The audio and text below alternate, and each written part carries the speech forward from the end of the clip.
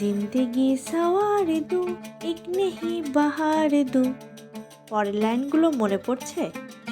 গানটা শুনলে এক লহমায় ফিরে যাওয়া যায় সেই ছোটবেলায়।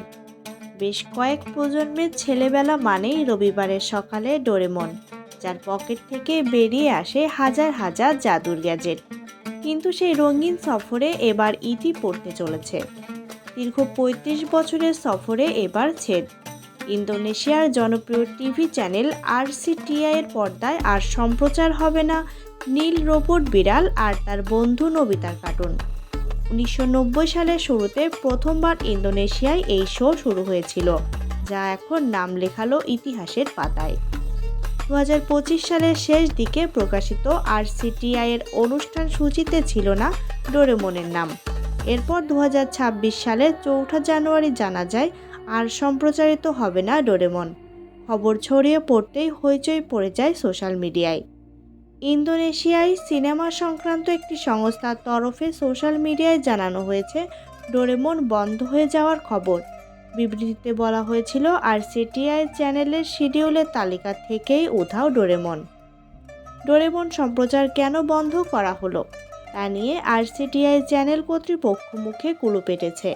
এ প্রসঙ্গে কোনো লিখিত বিবৃতি না দেওয়ায় অত্যন্ত ক্ষুব্ধ দর্শকেরা। প্রিয় শো বন্ধ হয়ে যাওয়ায় সোশ্যাল মিডিয়ায় প্রতিবাদের ঝড় তুলেছেন নেটিজেনরা। RCTI এর কাছে হাজার হাজার ভক্ত জানতে চেয়েছেন কেন ডোরেমনকে সরিয়ে দেওয়া হলো। একই সঙ্গে ফের তা ফিরিয়ে আনার দাবিও জানানো হয়েছে। অনেক অনুরাগী আবেগপ্রবণ হয়ে লিখেছেন, ডোরেমন ছাড়া এখন আর রবিবারগুলো রঙিন লাগে না। একাংশ আবার দাবি করেছেন শুধুমাত্র এই কার্টুন দেখার জন্যই তারা ওই নির্দিষ্ট চ্যানেল চালাতেন। ১৯৭৯ সালে জাপানের টিভি আসাহিতে প্রথম সম্প্রচার হয় ডোরেমন। তবে এই শো ইন্দোনেশিয়ায় আসার পর স্রেফ কার্টুন থাকেনি। ছোটদের বন্ধুত্ব, দায়িত্ববোধ এবং সাহসের পাঠ শেখানোর অন্যতম মাধ্যম হয়ে উঠেছিল ডোরেমন। কয়েক প্রজন্মের শৈশবের নায়ক ডোরেমন এভাবে বিদায় জানানোয় ইন্দোনেশিয়ার ঘরে ঘরে এখন শুধুই স্মৃতিচারণ। জাদুর পকেট হয়তো চিরকাল রয়ে যাবে স্মৃতির পাতায়, কিন্তু সেই পরিচিত জাদুর দরজাটা যেন চিরতরে বন্ধ হয়ে গেল।